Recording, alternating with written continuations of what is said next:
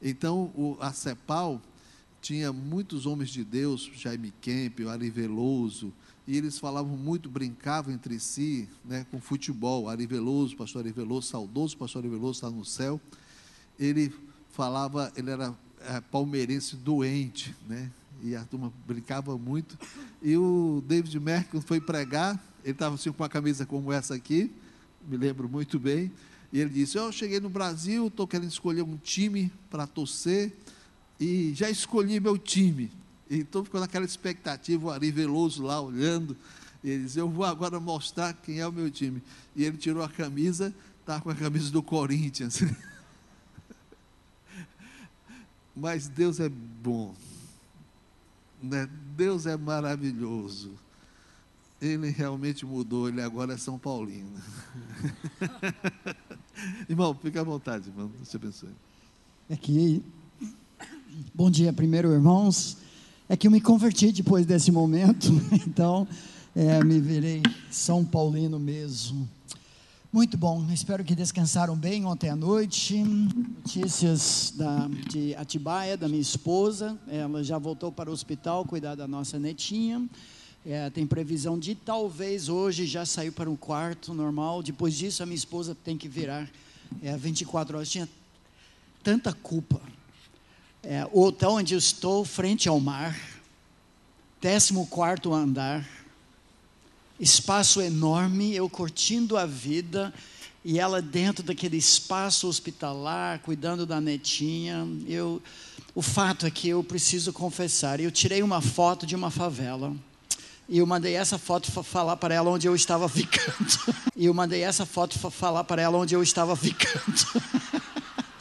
Não fiz isso, mas foi uma tentação. E ela está super alegre, contente. Ela, mulher de Deus, está orando muito pela nossa conferência. Faz parte do preço que estamos pagando, em termos da nossa netinha, mas ela faz com muita alegria. E esse ano é um ano de mistério. Nós não sabemos. Pastor, eu parei de aceitar convites. A partir do segundo semestre não tem mais nada, porque nós não sabemos o que Deus quer de nós, e não tem como, por causa das cirurgias e tudo isso. Isso causa muita tristeza para mim, mas nós estamos na vontade de Deus e esperando que Ele faça a obra dEle. Pode abrir já sua Bíblia no livro de Gênesis. Eu não tenho como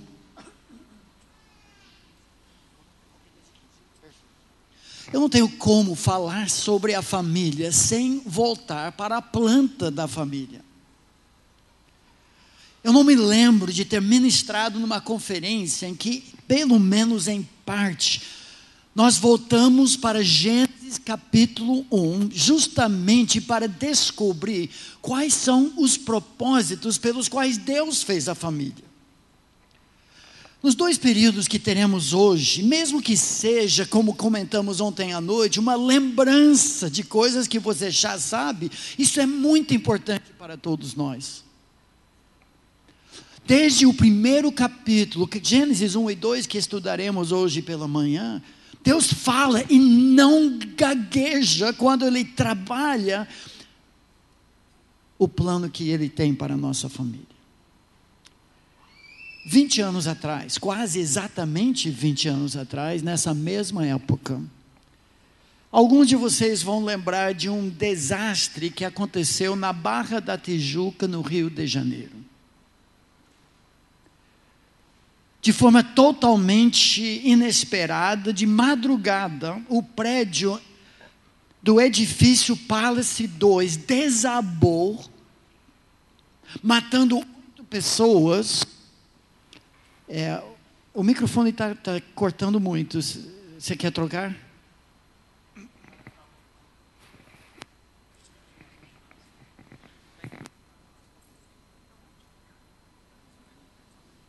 Aqui essa.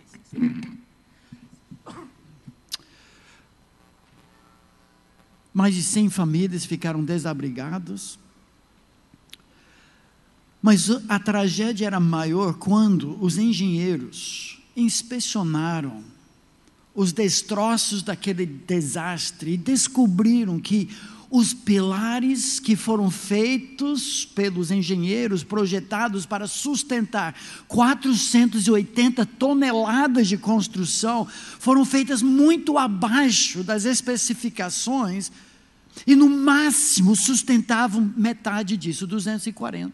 E isso pelo fato de que eles descobriram dentro do cimento detonado sacos plásticos, sacos de cimento, areia do mar e conchas no meio daqueles pilares. Era tragédia determinada desde o momento que os pilares foram colocados. Porque os fundamentos, a base da estrutura daquele prédio foi feito muito abaixo do padrão. Tem um versículo fascinante no Salmo 11:3, que diz assim: quando os fundamentos estão sendo destruídos, que pode fazer o justo?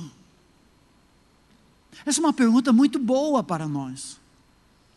O que nós vemos por todos os lados são os fundamentos do lar, a base da sociedade, a base da igreja, porque famílias fortes são igrejas fortes, mas famílias fracas fazem famílias fracas fazem igrejas fracas, porque a igreja é a família de Deus.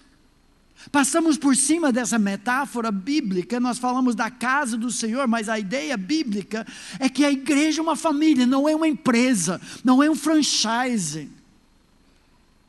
Hoje o que mais prevalece são modelos fajutos que fazem da igreja um negócio.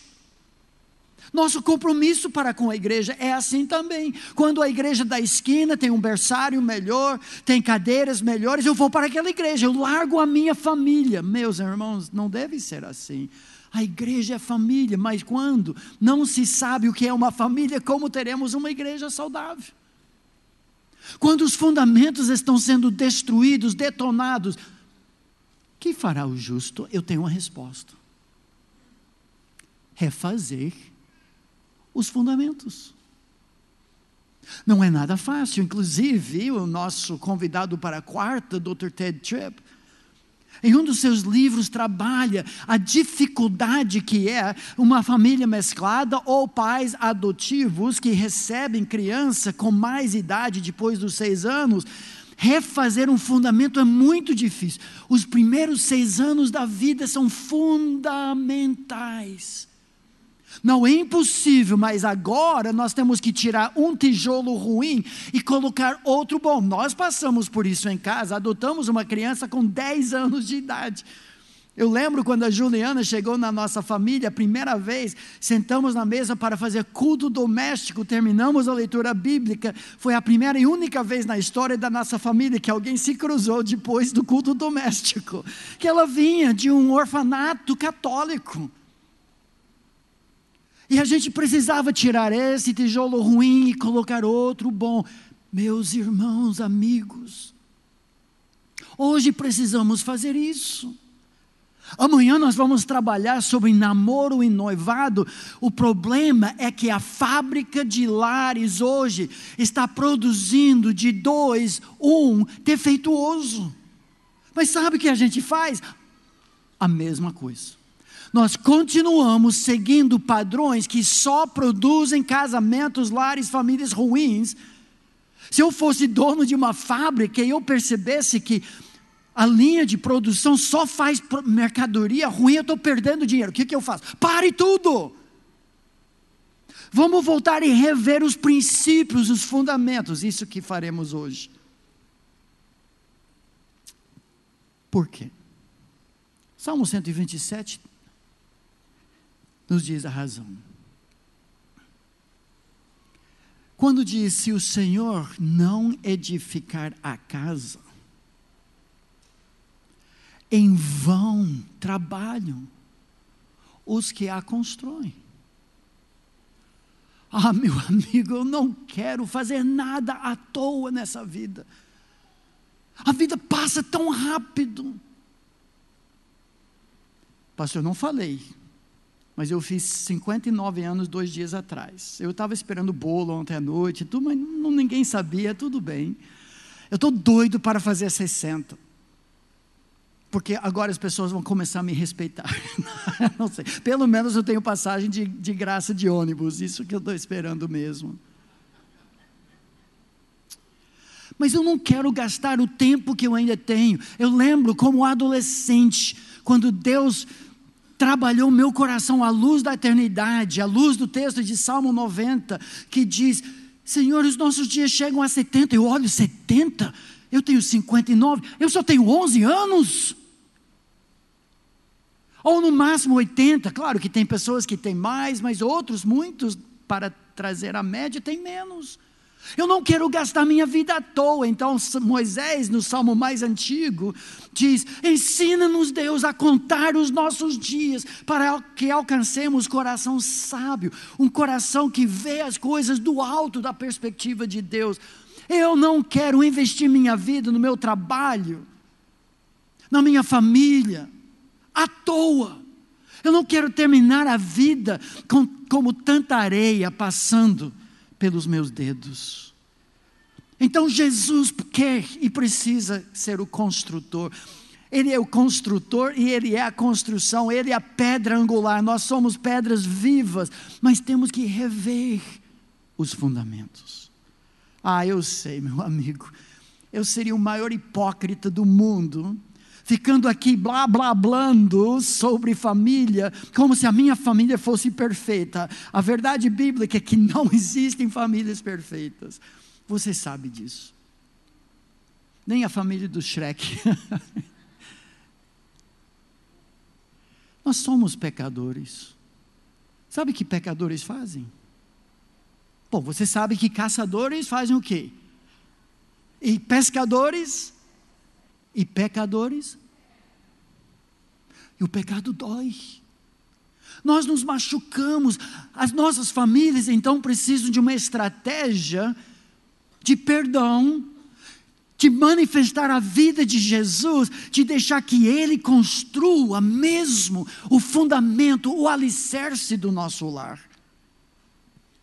E tem uma razão por trás disso. Porque o lar é o lugar onde nós somos quem nós somos.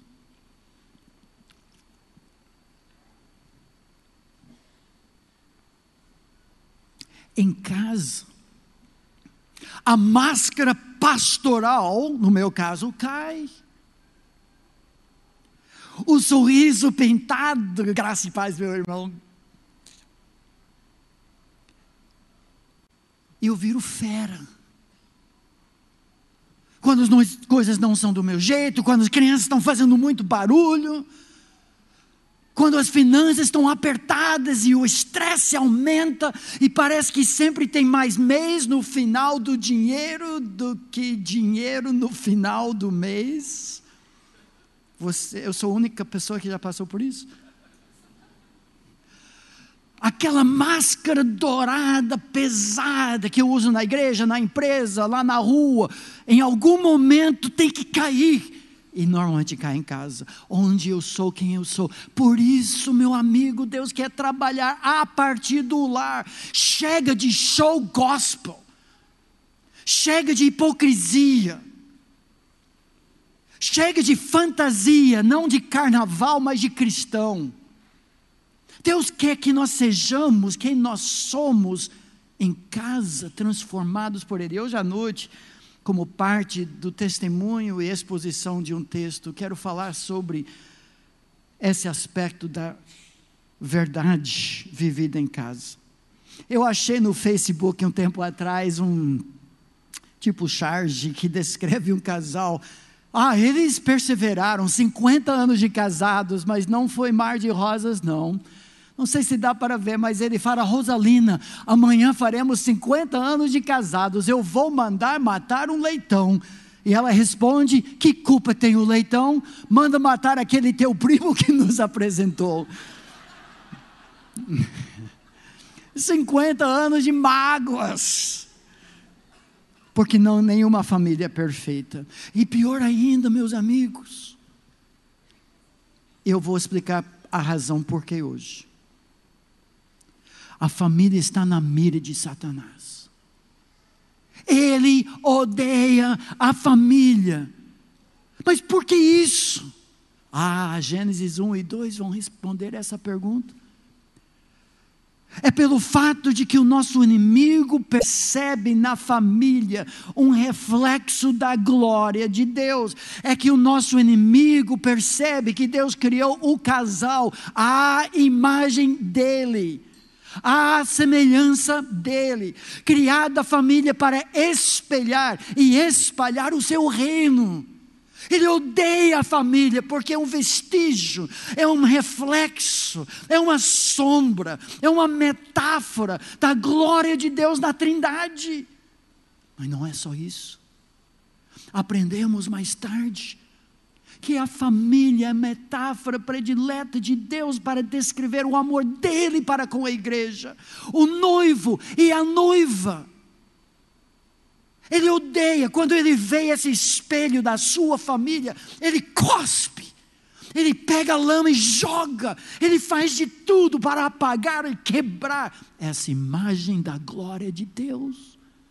Por isso, meu amigo, em Gênesis 3, logo após a criação do casal como casal, o inimigo chega e afasta a mulher do marido, sussurra nos ouvidos daquela que não tinha ouvido as ordens de Deus, já subvertendo a ordem de liderança amorosa masculina, auxílio idôneo, submisso e respeitoso feminino, e tenta colocar ela na frente. Ela vai na frente, em vez de ajudar o homem a cumprir. Não, meu bem, Deus não falou isso, não foi isso que você me falou, vamos obedecer o que Deus falou. Em vez disso, ela arrasta o homem para baixo, ele é banana, omisso e passivo, e o inimigo já consegue sua maior vitória.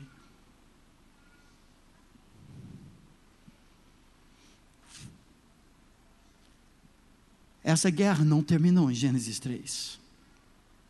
O ataque continua. O divórcio aumenta a cada dia. Casais ajuntados que nem se dão ao trabalho de se casar, assumir um compromisso para glorificar a Deus. Na igreja também. Interessante que o apóstolo Paulo, em 2 Timóteo 3, quando ele trata das características dos últimos tempos, que já caracterizavam o tempo dele, imagina hoje, olha o que ele diz: nos últimos dias sobrevirão tempos difíceis. A palavra grega aqui, difíceis, foi usado para descrever demônios, tempos demoníacos, cruéis, horríveis.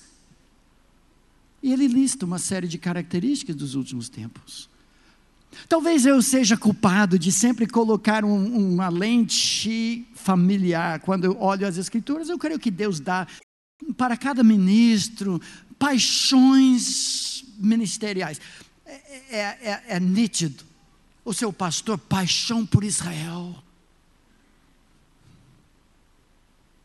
E Deus abençoa a igreja através dessas paixões. No meu caso, seria família. Então pode ser que eu seja culpado, como o pastor vê Israel em tudo, eu vejo a família em tudo, mas os dois se juntam também.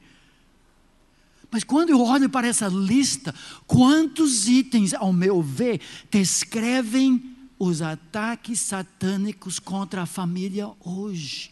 Olha o que diz o texto: pois os homens, no sentido genérico, homem e mulher, serão egoístas. Egoísmo é antítese, o oposto do propósito de Deus para o casamento. Você quer descobrir quão egoísta você é? Recomendação: case-se. Você quer uma dose dupla? Tenha filhos. Acabou sua vida.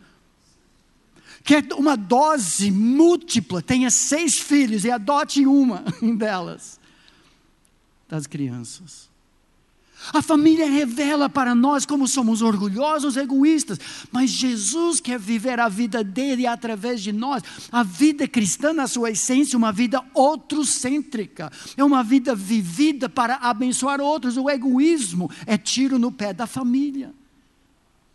Egoísmo. Avarentos. Salmo 127 diz: inútil vos será levantar de madrugada, trabalhar tarde. Literalmente o texto hebraico diz ser o último a sair do serviço, essa ideia. Comendo o pão que penosamente granjeaste. Se referindo a Gênesis 3, a mesma palavra sobre a dor do trabalho. Construindo casa após casa, apartamento, sítio. Mas você não tem lar. O que adianta ter 3 casas e nenhum lar? Por causa da avareza. Nós não vivemos para trabalhar, nós trabalhamos para viver. Deus quer que cortamos a nossa família. Avareza. Jactanciosos, já falamos sobre isso. Arrogantes, blasfemadores. A ideia de blasfemadores aqui não é tanto de blasfemar a Deus, tanto quanto falar mal uns dos outros. Nós veremos isso mais adiante na lista. Desobedientes aos pais. Eu sei que nessa igreja santa não tem esse problema, mas acredita, lá em São Paulo tem. Sabe o que me fascina? O apóstolo Paulo inclui algo que é tão natural, normal em nossos dias, com um certo susto. Timóteo, você não vai acreditar, mas haverá dias, nos últimos tempos, demoníacos. Timóteo, vai ter criança que xinga seus próprios pais. Vai ter criança que morde os seus pais. Você acredita, Timóteo? E os pais vão ter orgulho da sua tolerância. Isso que me entristece. O diabo está se deitando e rolando na nossa sala de estar. Estamos felizes da vida porque nós somos tão tolerantes do pecado, da tolice.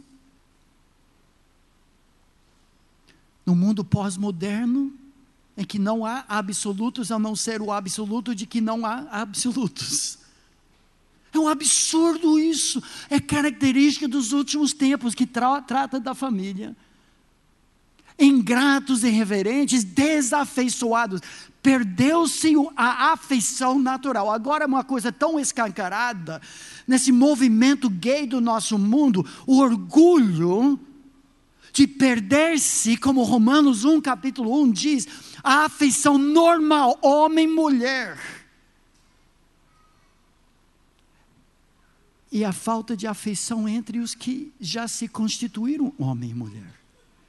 Que ouvimos em frases diabólicos infernais como: eu nunca te perdoarei.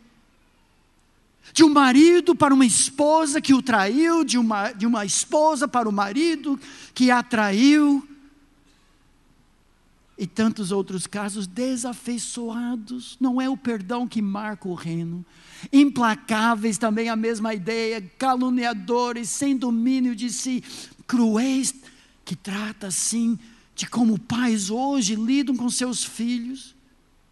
Nós vamos trabalhar bastante a ideia de disciplina corporal, que a palavra de Deus não somente recomenda, mas exige. Porém, a gente tem que qualificar de tantas maneiras, porque hoje tem pais que esticam a corda tanto, e finalmente com nervos à flor da pele, vão atrás e machucam seus filhos. Não é assim disciplina corporal. Crueldade da parte dos pais com seus filhos. Inimigos do bem, traidores. 1 em 3 homens brasileiros já traiu a sua esposa.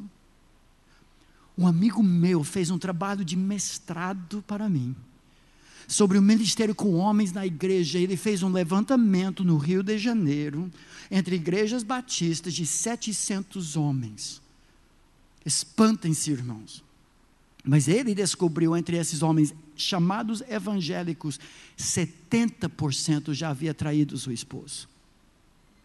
Isso são homens que participam de grupos de homens na igreja.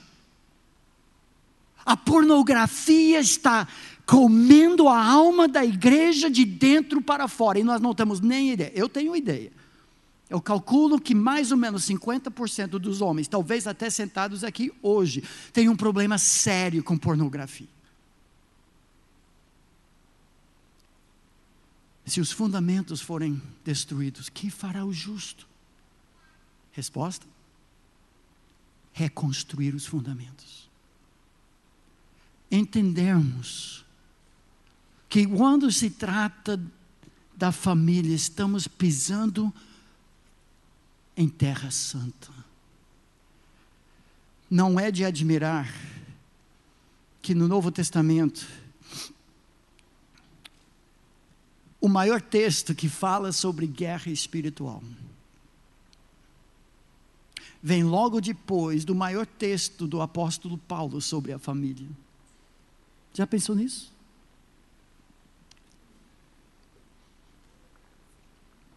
A armadura de Deus,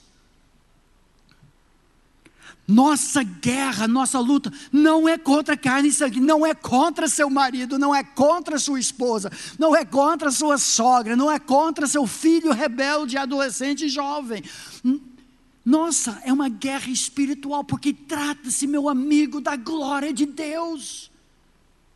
Família não é questão de conveniência, não é questão de companheirismo, não é questão de sexualidade legítima.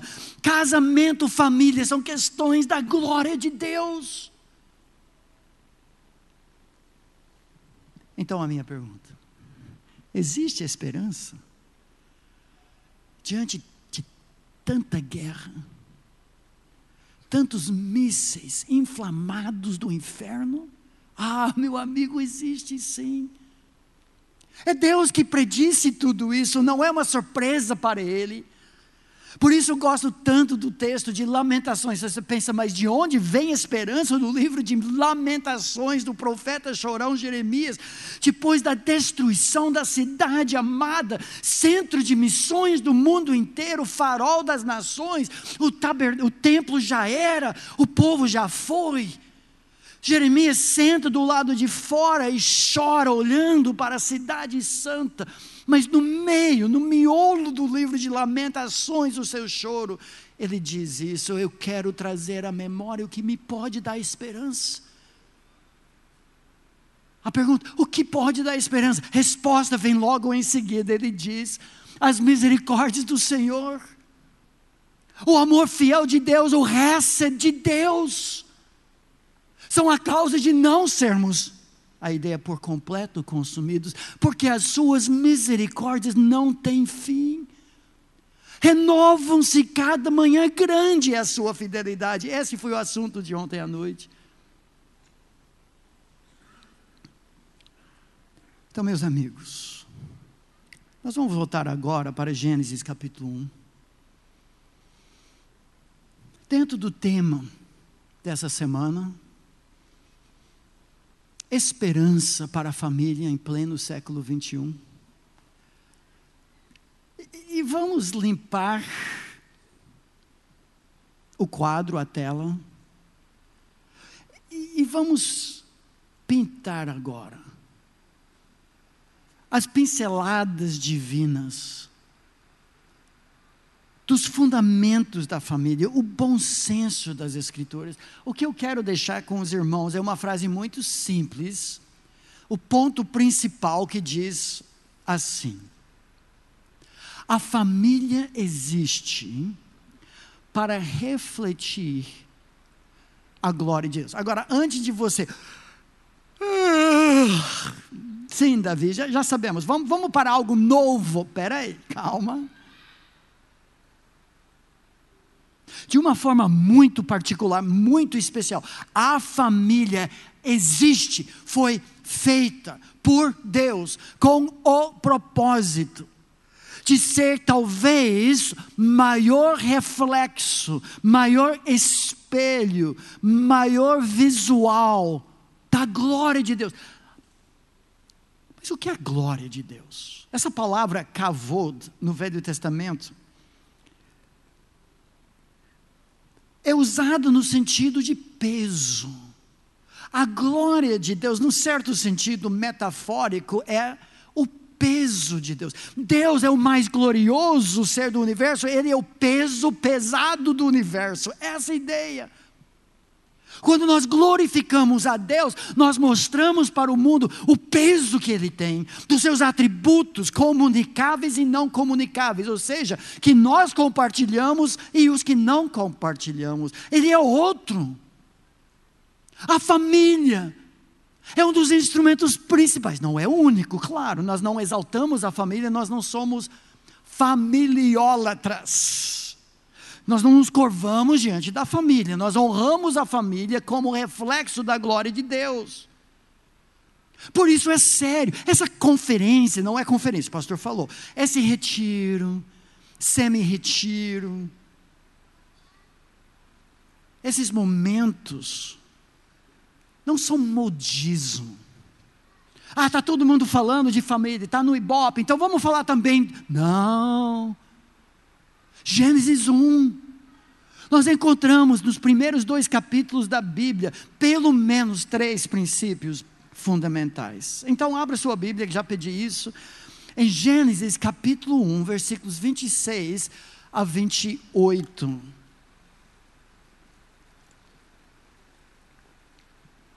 E aqui é princípio 1. Só vamos fazer um até 10:15, eu termino em ponto, vamos ter um intervalo, depois as crianças vão para a sua classe também, e nós vamos voltar a ver 2 e 3. Princípio 1 diz isso, já falei, mas Deus criou o casal, e notem que casal já é família, não precisa de filhos para ter família. Por que eu sei disso? Porque no final desse texto, versículo 31, Deus viu tudo quanto fizera, e eis que era muito bom. Homem, mulher. Sabe por que foi muito bom? Porque não tem filhos. Não, brincadeira. Era um silêncio, mas não era por isso. Os filhos viriam na vontade de Deus, mas homem e mulher é suficiente no plano de Deus para refletir a própria imagem e glória do Senhor. Versículo 26. Também disse Deus, façamos nós, plural, o homem, singular, a nossa, plural, imagem, singular, conforme a nossa, plural, semelhança, singular. Tenham eles, infelizmente algumas Bíblias traduzem tenham ele, mas o texto é plural. Tenham eles, o time, o conjunto, o homem e a sua esposa, como veremos, tenham eles domínio sobre os peixes do mar, sobre as aves do céu, sobre os animais domésticos, sobre toda a terra e sobre todos os répteis que rastejam pela terra. Vamos dar uma pausa aqui e pensar no que nós encontramos nesse texto. Primeiro contexto, é o 6º dia da criação. Deus já tinha feito montanhas majestosas, galáxias gloriosas, partículas subatômicas.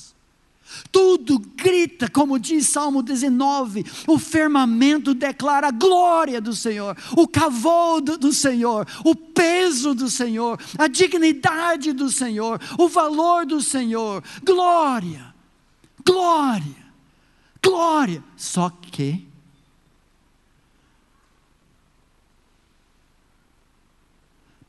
não tem ninguém como Deus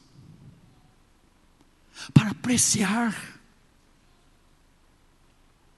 para absorver, para ouvir, para ver, para sentir essa glória do Criador, porque não tem ser semelhante e suficiente a Deus para adorá-lo, ou seja, refletir de volta para Ele, como diz Salmo 29, atribuir ao Senhor a glória devida ao seu nome.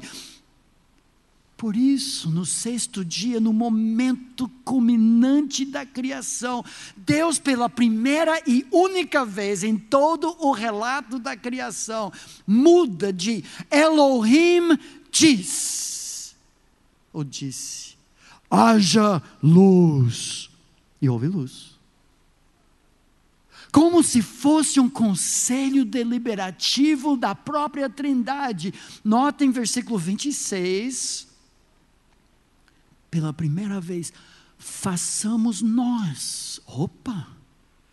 Muito embora já embutido no nome Elohim, a ideia de pluralidade que será desenvolvida no decorrer das Escrituras, agora é escancarado. E nós sabemos pelas Escrituras que Deus o Pai, Deus o Filho, Deus o Espírito Santo estão envolvidos na obra criativa. Mas quando se trata da criação não somente do homem indivíduo, da mulher indivíduo, mas homem e mulher, os dois juntos, a família, constituem um reflexo do façamos nós.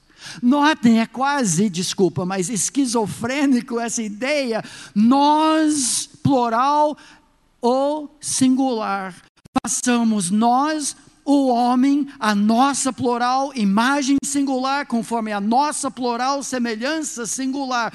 Existe uma representatividade, 2 em 1, refletindo 3 em 1. Nesse texto, nós encontramos 3 propósitos para a família. Para facilitar e lembrar, porque vai ser base de tudo que nós vamos desenvolver esses dias, nós vamos aprender através de um símbolo. Antes de vocês então pegarem no sono, vão ter que acordar um pouquinho, livrar as suas mãos, crianças também. E nesse texto nós encontramos, eu não li todo o texto ainda, mas eu vou mostrar 3 grandes propósitos porque Deus criou a família, os fundamentos. Em primeiro lugar, faça comigo e diga, refletir a imagem de Deus. Todos juntos? Refletir a imagem de Deus. Palavra-chave, refletir ou espelhar. Logo em seguida, o texto vai dar a primeira ordem da Bíblia. Se alguém te perguntar alguma vez uma pergunta de detalhes da Bíblia, qual foi o primeiro mandamento da Bíblia? Não diga, amarás o Senhor teu Deus de todo o teu coração. O primeiro mandamento da Bíblia, tenha filhos. Multiplicai-vos, enchei a terra. É a primeira ordem bíblica que nós encontramos. Reproduzir mais imagens. Por quê? Porque Deus queria que a família fosse não um campo missionário, mas um centro missionário. Missões desde o início, missões não é evangelismo, missões é adoração, missões é recrutar dos povos, nações e tribos pessoas resgatadas que outra vez vão adorar, refletir a glória, peso do seu Criador. No início isso era só ter filhos, enviá-los aos confins da terra sem pecado.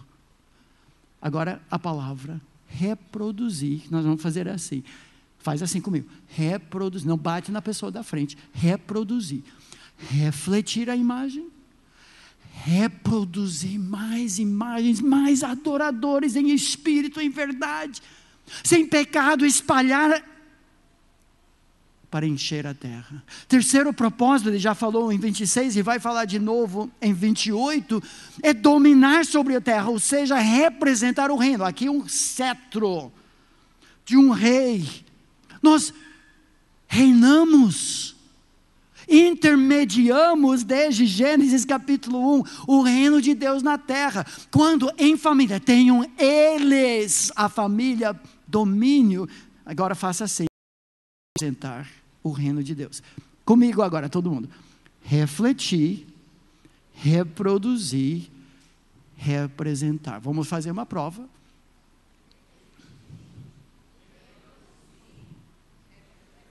Mais uma vez, mais alto.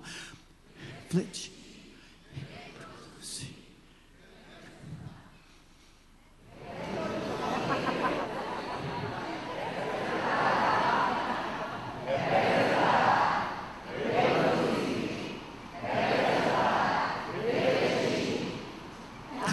Desculpa, essa aqui não entra.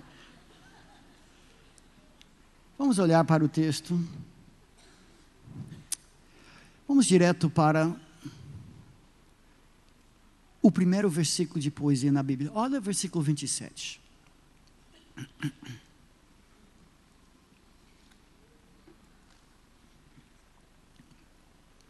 Depois da declaração deliberativa do Deus triuno, façamos nós.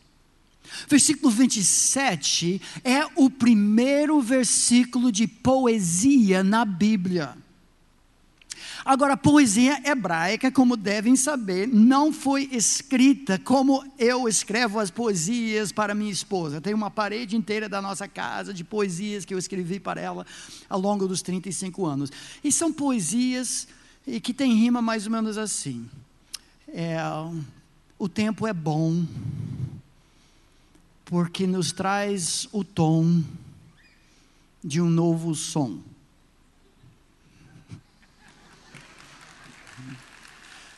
Isso derrete o coração da minha esposa. Não. É rima de som, que é bom quando tem o mesmo tom. Agora melhor. Poesia bíblica, hebraica, é rima de ideia, de conceito.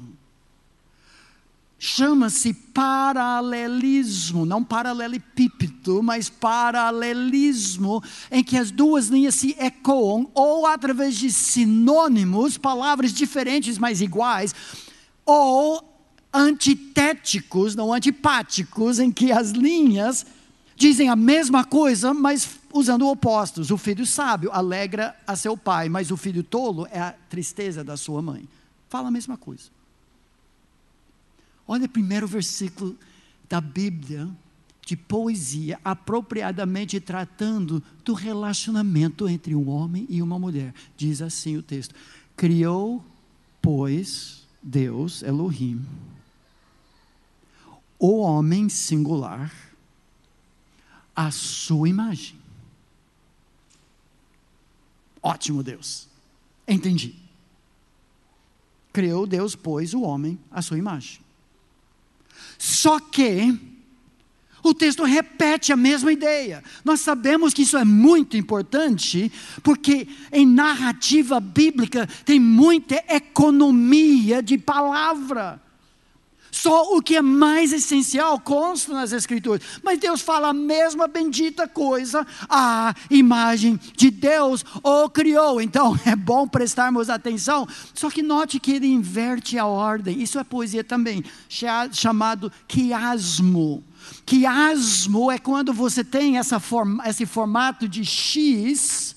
Desculpa aqui, quando passou para o computador deveria ter sido um ri na língua grega, que é um X nosso, e traz a ideia muito importante, a coisa mais importante sobre o ser humano, sobre o homem singular, é a imagem de Deus.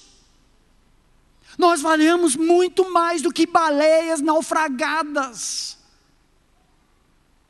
O ser humano tem infinito valor, porque ele reflete a glória de Deus. Só que Deus não se contenta com esse homem só, um adorador. A linha culminante da poesia, que só tem o seu paralelo no contexto, homem e mulher os criou. Agora voltou o plural. Façamos nós, ó homem, a nossa imagem, homem e mulher, os criou como imagem de Deus. Ou seja, como indivíduo, nós refletimos aspectos da glória de Deus. Por favor, não entenda que estou falando somente os casados refletem a imagem de Deus. Não, o indivíduo é adorador, reflete emoção, vontade, intelecto, adoração, capacidade de comunicar. Homem, mulher. Mas tem mais.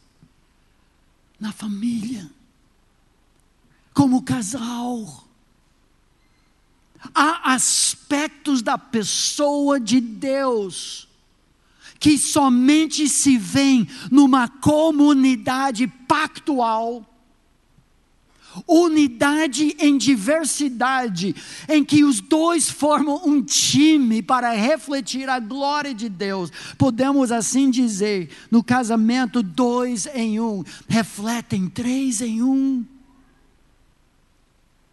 Essa glória do casamento é a glória da família, não é nossa glória, mas a glória é emprestada. Meus amigos, 36 anos atrás, no aconselhamento pré-nupcial, quando o nosso pastor e professor sentou conosco e mostrou essa verdade, mudou a minha vida. De repente, a responsabilidade de refletir o kavod, Deus que se vê em comunidade pactual matrimonial. Se a minha esposa estivesse aqui, ela estaria aqui ao meu lado. Então imagina nós dois aqui, ilustrando unidade em diversidade. Nós somos muito diferentes, como a maioria dos casais. Assim como o Pai, Filho e Espírito Santo não são manifestações diferentes da mesma pessoa, isso chama-se modalismo, é uma heresia. Não foi o Espírito que morreu na cruz, não foi Deus, o Pai, que habita o cristão, como o Espírito faz. São 3 pessoas distintas, eternamente unidas. Essa ortodoxia, 2 pessoas diferentes, mas fundidas sem confusão. É assim que o casal reflete. Compromisso mútuo exige um parceiro. Um pacto indissolúvel, como Jesus diz, até que a morte os separe. Porque Pai, Filho e Espírito Santo não se afastam um do outro, a não ser na obra da cruz, onde houve o divórcio entre pai e filho, por causa do nosso pecado. Pacto indissolúvel, intimidade, eles se tornam uma só carne. Unidade em diversidade, um reflexo da Trindade. Mutualidade, declaração que falamos sobre casamento, um para o outro e ambos para Deus. O outrocentrismo, a vida de Cristo, mas não de forma doentia. O casalzinho que só se separa, afasta dos amigos, do ministério, de todos os outros, só nós dois. Não, um para o outro, mas ambos para Deus. Esse é o casamento cristão. Todo debate sobre papéis. Mas liderança masculina amorosa é machismo disfarçado. Submissão feminina, palavrão em nossos dias. Não, calma. Quando desempenhamos nossos papéis, estamos fazendo exatamente o que existe entre Pai, Filho e Espírito Santo. Cada um com um papel digno, iguais no ser, diferentes no fazer. E eles constituem um time para reinar, para governar na própria terra. Meus amigos, quando se compreende tudo isso, de repente, nós entendemos a seriedade do casamento. O fundamento é a glória de Deus, não é sobre nós. Não se case pensando no companheirismo. Não se case porque alguém disse que 2 podem viver mais barato do que 1. É verdade até certo ponto, mas só vivem metade do tempo. Entendeu? Não. Case-se num jugo igual com alguém para quem você possa dar a sua vida e juntos servir o reino de Deus. Agora, se já é espantoso o fato de que seu casamento serve como espelho da glória de Deus no seu prédio, na sua vizinhança, na sua empresa, na sua loja, aonde quer que vocês forem, tem mais. Veremos isso mais adiante essa semana, mas só para dar água na sua boca. No Novo Testamento, quando o apóstolo Paulo fala justamente sobre papéis no lar, primeiro a mulher, depois o homem, ele termina dizendo assim: grande, meu amigo, é esse mistério. algo não revelado, mas agora é revelado. Mas Paulo diz, mas eu me refiro a Cristo e a igreja. Ou seja, no Novo Testamento nós aprendemos, não somente o casamento serve como reflexo da Trindade, mas serve também como maior ilustração para o mundo de como Jesus está apaixonado pela sua igreja. Tudo que eu falei sobre papel da mulher, papel do marido, é muito importante, mas é mais importante porque você, noiva, manifesta o relacionamento da igreja para com Jesus. Você, homem, noivo, marido, mostra para o mundo como Jesus trata a igreja. Uau! Então o apóstolo Paulo diz no texto de Efésios, eis porque deixará o homem a seu pai e a sua mãe, e se unirá à sua mulher, e se tornarão os dois uma só carne, citando Gênesis 2, grande é este mistério, mas eu me refiro a Cristo e à igreja. Meus irmãos, esse é o fundamento da família, é terra santa. Mas cabe aqui uma pergunta, Davi, tudo isso é muito esotérico, é muito teológico, muito profundo, que diferença isso faz? Boa pergunta, que quando voltarmos, nós vamos para Gênesis capítulo 2, onde nós vamos descobrir a parte prática. Vamos responder essa pergunta, como é que nós hoje, depois do pecado, podemos resgatar essa glorificação de Deus em meu casamento, em nossa família? Como é na prática? Mas para isso, você precisa voltar para esse mesmo bate-canal, depois do nosso intervalo. Pastor.